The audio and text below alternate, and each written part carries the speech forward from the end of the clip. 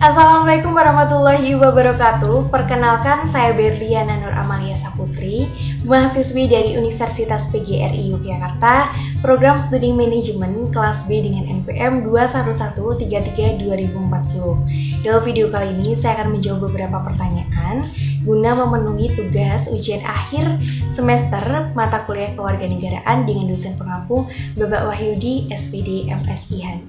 Langsung saja pada pertanyaan yang pertama. Selama Anda mengikuti mata kuliah pendidikan kewarganegaraan selama 1 semester ini, apa yang Anda ketahui lebih jauh tentang pendidikan kewarganegaraan? Jadi, pendidikan kewarganegaraan adalah bentuk pendidikan yang mengingatkan kepada kita terkait nilai-nilai, hak dan juga kewajiban dari warga negara Indonesia. Nah, pendidikan kewarganegaraan ini timbul dilatar belakangi oleh semangat para pahlawan dan juga perjuangan bangsa yang menjadikan kekuatan mental spiritual. Pendidikan kewarganegaraan dalam lingkup pendidikan nasional wajib mempelajari yang pertama adalah pendidikan agama, yang kedua pendidikan kewarganegaraan, yang ketiga bahasa Indonesia. Nah, dalam UU nomor 20 tahun 2003, penjelasannya pada pasal 37 ayat 1 yang berbunyi pendidikan kewarganegaraan dimaksudkan untuk membentuk peserta didik menjadi manusia yang memiliki rasa kebangsaan dan cinta tanah air.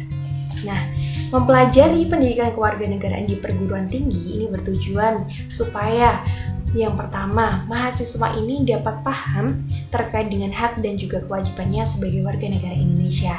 Yang kedua, dapat mendorong mereka untuk terus berpikir kritis dan juga mendorong mereka untuk lebih bertoleransi serta paham dan juga dapat bergabung dalam lingkungan politik lokal, nasional hingga internasional. Pertanyaan yang kedua, bagaimana pendapat Anda tentang pelaksanaan demokrasi di Indonesia hari ini? Apakah sudah ideal atau masih jauh dari harapan? Pelaksanaan demokrasi di Indonesia pada saat ini masih dibilang bisa jauh dari harapan. Sebelumnya saya akan jelaskan dulu demokrasi. Demokrasi adalah suatu sistem pemerintah di mana semua rakyatnya ini memiliki hak yang setara dalam pengambilan keputusan dan tentunya mempengaruhi kehidupan mereka. Nah, pengakuan resmi Indonesia ini sebagai negara demokrasi terletak pada yang pertama, Undang-Undang Dasar 1945 Pasal 1 Ayat 2 yang berbunyi, kedaulatan rakyat berada di tangan rakyat dan dilaksanakan menurut Undang-Undang Dasar. Yang kedua terletak pada Sila Pancasila pada sila keempat yang berbunyi kerakyatan yang dipimpin oleh hikmat kebijaksanaan dalam permusyawaratan perwakilan. Dan mengapa pelaksanaan demokrasi di Indonesia ini masih bisa dibilang jauh dari harapan? Dikarenakan pelaksanaan demokrasi saat ini masih timbul berbagai masalah-masalah krusial. Seperti yang pertama, masyarakat sipil yang kritis kepada kekuasaan. Sebagai contoh, polarisasi politik yang tajam di negara Indonesia ini dapat membagi Indonesia menjadi dua kubu. Mereka yang ingin menyuarakan kritik untuk pemerintah, mereka akan digabungkan ke dalam kubu anti pemerintah, anti demokrasi, bahkan anti Pancasila. Hal tersebut menjadikan sebagai masyarakat Indonesia ini takut untuk menyuarakan suaranya ke pemerintah. Guna mereka ini agar menghindari stigma masuknya ke dalam kubu-kubu yang sudah saya sebutkan tadi. Padahal, kehilangan suara kritis dari para warga, dari masyarakat untuk pemerintah, ini merupakan kehilangan besar bagi negara demokrasi yang mereka ini membutuhkan kekuatan untuk mengontrol kekuasaan. Nah, yang kedua adalah buruknya kaderisasi partai politik. 2 dekade setelah reformasi, partai belum mulai menunjukkan ikhtiar yang serius terhadap rekrutmen dan juga kaderisasi. Partai politik ini hanya melakukan hal tersebut ketika masa menjelang pemilu. Di sisi lain, kader-kader yang berkompeten, berprestasi, dan juga loyal terhadap partainya, mereka ini akan kalah dengan kader-kader pendatang yang mereka ini sangat pandai dalam memainkan money politik demi memenangkan kompetisi pemilu. Kemudian juga masalah yang ditimbulkan ada masalah tentang kebebasan dalam bermedia sosial, berserikat, berkumpul, dan juga berpendapat, serta masalah-masalah intoleran yang timbul dalam kelompok minoritas. Pertanyaan selanjutnya yaitu pertanyaan ketiga. Bagaimana menurut Anda untuk mencegah money politik dalam sistem pemilihan umum di Indonesia? Money politik ini sudah berkembang dan sudah menjamur dalam kalangan perpolitikan di Indonesia. Hal tersebut sangat berdampak negatif dalam proses atau dalam bentuk pelaksanakan politik di Indonesia. Hal tersebut harus ditanggapi dengan serius dan harus diberikan solusi. Yang pertama adalah pendidikan politik. Pendidikan harus ditingkatkan dan dikembangkan lagi dengan memaksimalkan pendidikan di lembaga-lembaga politik seperti partai politik, kemudian organisasi masyarakat, serta instansi dari sekolah hingga ke perguruan tinggi. Hal ini digunakan agar masyarakat ini sadar tentang pentingnya politik Indonesia yang lebih sehat lagi dan lebih baik lagi dan dapat mengubah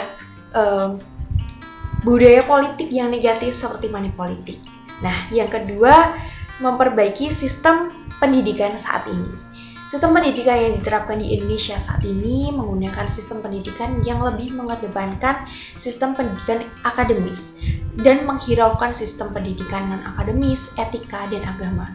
Padahal ketika sistem pendidikan ini mengedepankan sistem etika dan juga agama lebih seimbang dalam hal tersebut, maka masalah-masalah negatif ini juga akan timbul lebih sedikit terjadi dalam perpolitikan Indonesia. Kemudian keseimbangan antara praktik dan juga teorinya ini juga dapat menjadi upaya dalam menciptakan budaya politik yang lebih baik. Dan yang ketiga adalah sosialisasi politik. Ini merupakan salah satu senjata juga untuk memberantas money politik di Indonesia. Nah, karena sosialisasi ini terkhusus pada penyuluhan sistem, budaya, dan segala hal yang menyangkut politik. Dengan adanya sosialisasi, diharapkan mampu menjadi magnet untuk merubah budaya money politik yang sangat meresahkan di Indonesia. Namun dari 3 hal yang saya sebutkan tadi, semuanya terkunci dalam diri kita masing-masing. Karena ketika diri kita masing-masing saja masih menolak adanya perbaikan sistem pendidikan, kemudian adanya sosialisasi, maka hal tersebut juga sangat sulit untuk melaksanakan atau untuk mencegah money politik yang sudah menjamur di Indonesia ini. Pertanyaan yang keempat, bagaimana pendapat Anda tentang komponen cadangan di Indonesia sebagai salah satu bentuk kewajiban bela negara bagi warga negara Indonesia? Apakah hal tersebut sesuai dengan Indonesia sebagai negara demokrasi? Nah, hal tersebut sangat sesuai dengan pelaksanaan demokrasi di Indonesia saat ini. Karena sebelumnya, komponen cadangan ini merupakan sumber daya nasional yang disiapkan guna memperkuat komponen atau kemampuan dari komponen utama, yaitu TNI. Hal ini bersifat sukarela, di mana warga negara Indonesia ini melaksanakan bela negara sesuai dengan profesinya masing-masing. Sudah dijelaskan pada UU nomor 3 tahun 2002 tentang pertahanan negara yang menjelaskan bahwa pertahanan negara Indonesia diselenggarakan melalui sistem pertahanan semesta, di mana dalam sistem tersebut melibatkan seluruh warga negara, wilayah, dan segenap sumber daya nasional yang dipersiapkan secara diri oleh pemerintah dan diselenggarakan secara total, terarah, dan juga berlanjut. Sehingga dapat disimpulkan bahwa komponen cadangan ini adalah pendukung dari komponen utama yaitu TNI dalam melaksanakan upaya pembelaan negara Indonesia. Selanjutnya yaitu pertanyaan yang kelima. Bagaimana harapan Anda untuk calon presiden Indonesia pada tahun 2024 yang akan datang dan figur seperti apa yang dibutuhkan Indonesia 2024 nanti? Harapan saya untuk pemimpin Indonesia di tahun 2024 adalah mereka yang mampu membatasi jumlah tenaga kerja asing di Indonesia atau menjaga keseimbangan jumlah tenaga kerja asing di Indonesia dan juga jumlah tenaga lokal agar jumlah pengangguran di dalam negeri ini dapat berkurang. Kemudian bagi mereka yang dapat mensejahterakan dan juga mengayomi rakyatnya, tentunya dengan menciptakan terobosan baru, program kerakyatan yang tentunya bersih dari KKN dan berani memberantas korupsi.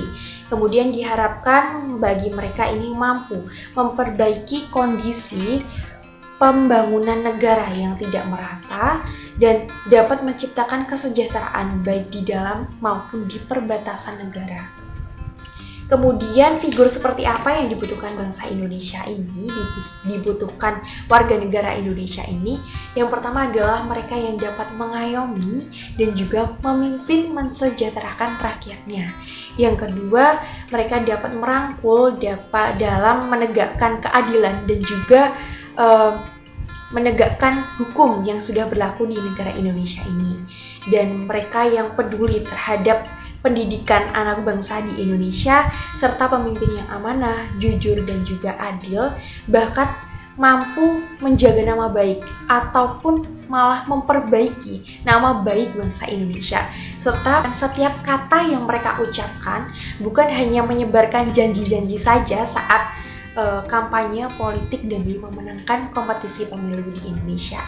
Sekian dari saya, kurang lebihnya mohon maaf. Saya akhiri, wassalamualaikum warahmatullahi wabarakatuh.